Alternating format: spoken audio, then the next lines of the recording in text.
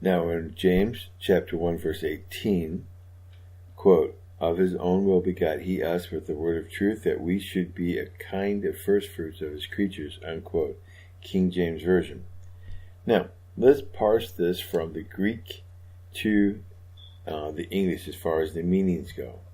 The first Greek part we're going to look at is interpreted, quote, of his own will, unquote. This is found only twice here in James 1:18 and in Ephesians 1:11, quote, in whom also we have obtained an inheritance, being predestinated according to the purpose of him who worketh all things after the counsel of his own will, unquote. So it's found only 2 times. Now the Greek is boulomai. It's also found in Strong's Concordance G1014. And let's look at this. The tense of it is aorist. The voice of it is a passive deponent, and the mood is participle. So what does that mean? It means that it is aorist, which means that it's not being looked at as past, present, or future. It means that this is the substance of him.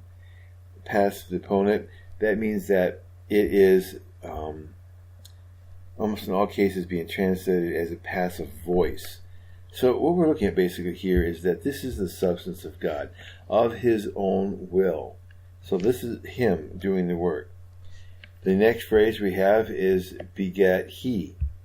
The Greek word apokouo means that this is being done in the aorist active indicative, which is something that is characterized by the action.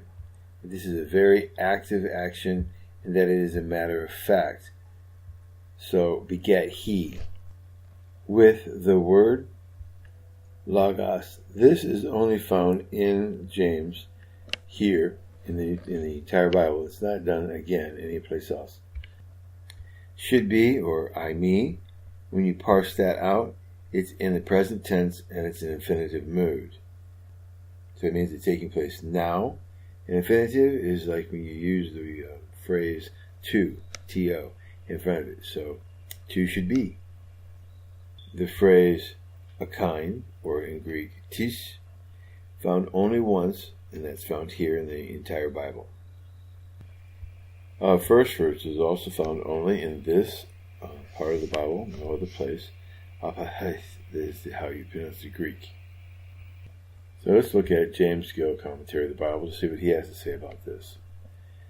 Quote, every good gift and every perfect gift, unquote, whether of nature, providency, or grace, and especially the latter, spiritual gifts given along with Christ or spiritual blessings in him, every such gift is, as the Vulgate Latin version reads, the best gift, better than those which only relate to the present life, and is perfect, such as the gifts of righteousness, remission of sins, adoption, regeneration, and eternal life.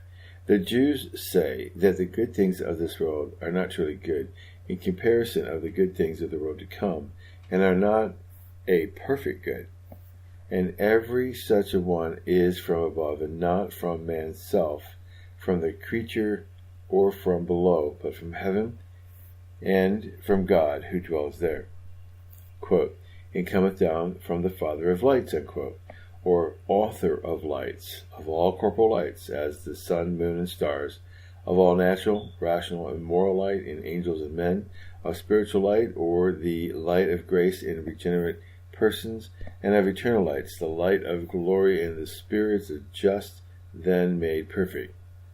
Quote, with whom is no variableness, nor shadow of turning, unquote, as there is in that great illuminary, the sun in the firmament, which has its eclipses and turnings, casts its shadow, it rises, sets, appears, disappears every day, and it comes out of one tropic, and enters into another at certain seasons of the year. But with God, who is light itself, and in him is no darkness at all, there is no change, nor anything like it.